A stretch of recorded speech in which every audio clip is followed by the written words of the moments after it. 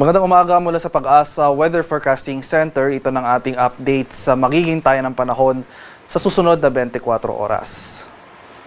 Easterlies pa rin o yung mainit na hangin galing sa karagatang Pasipiko ang umiiral dito sa silangang bahagi ng Luzon at Visayas. At makikita natin dito sa ating latest satellite imagery na ngayong madaling araw pa lamang may mga kaulap na tayo dito sa silangang bahagi ng ating bansa.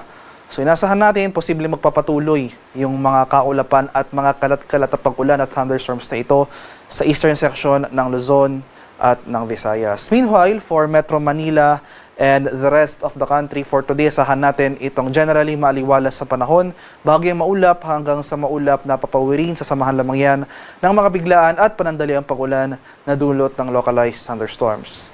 At sa kasalukuyan, may binabantayan tayong low pressure area sa labas ng ating Philippine Area of Responsibility. Latest location natin kaninang alas 3 ng umaga ay nasa layong 2,515 kilometers silangan ng southeastern Mindanao. So malayo po ito sa ating bansa at walang direktang epekto sa atin at least for today and the next 2 to 3 days. At maliit pa naman yung chance na maging bagyo within the next 24 hours. At para naman sa magiging lagay ng ating panahon ngayong araw dito sa Luzon, so dahil nga sa epekto ng easterly, asahan natin itong maulap na kalangitan at mga kalat-kalat na pag-ulan, pagkulog at pagkidlat dito sa area ng Bicol Region, Quezon, sa area ng Aurora at sa Isabela. Kaya sa mga lugar na ito, maging handa po tayo at alerto sa mga banta ng flooding at landslides, lalong-lalo na kung tuloy-tuloy ang pag-ulan na ating mararanasan. Sa Metro Manila and the rest of Luzon, so magpapatuloy naman itong generally fair weather ngayong araw, maliban na lamang sa mga isolated rain showers or localized thunderstorms na kung saan kadalasan nangyayari sa bandang hapon o sa gabi. Sa areas naman ng Palawan, Visayas at sa Mindanao, itong area rin ng Eastern Visayas dahil sa epekto ng easterlies, makakaranas tayo ng mga sustained na kaulapan at mga pag-ulan. Meanwhile, for the rest of Visayas, itong central and western sections ng Visayas, maski dito sa Palawan at buong Mindanao ay generally maaliwalas sa panahon rin ang ating inaasahan. Magdala pa rin tayo ng pananggalang sa ulan dahil posible pa rin yung mga afternoon to evening na mga rain showers or thunderstorms.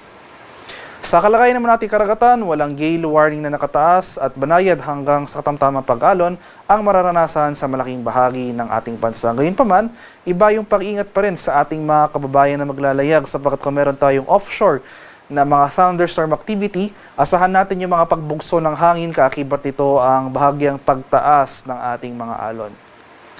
Para naman sa ating weather outlook sa mga susunod na araw, so, yung scenario natin para sa low pressure area na ating minomonitor sa labas ng PAR, low chance maging bagyo within the next 24 hours pero patuloy nga yung monitoring natin dahil hindi natin inaalis yung posibilidad ng development into a tropical cyclone in the coming days na kung saan posible nga itong pumasok ng ating Philippine Area of Responsibility by Thursday or sa Friday. So at least for the next 4 days, wala naman tayo inaasahang direktang epekto ng nasabing paparating na sama ng panahon sa ating bansa.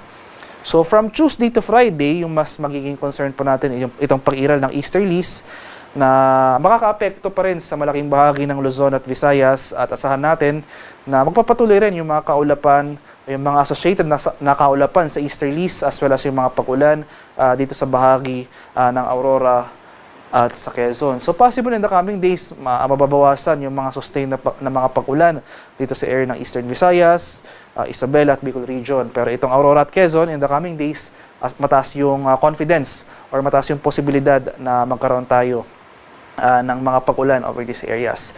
Sa mga lugar ko pong hindi nabanggit, so sa nalalabing bahagi ng ating bansa, including Metro Manila, throughout the rest of the forecast period, ay generally fair weather ang ating mararanasan. Pero dahil nga sa epekto ng easterlies, posible pa rin yung mga tsansa ng afternoon to evening ng mga rain showers or thunderstorms. Kaya palagi pa rin po tayo magdala ng payong. So especially nga dito sa silangang bahagi ng ating bansa, since ito yung mga lugar na exposed sa hangin na dulot ng or sa hanging easterlies, ay mas mataas yung thunderstorm occurrences over these areas. Haring araw sa Kamanilaan ay sisikat mamayang 5:47 ng umaga, lulubog naman mamaya sa kadap na 5:37 ng hapon.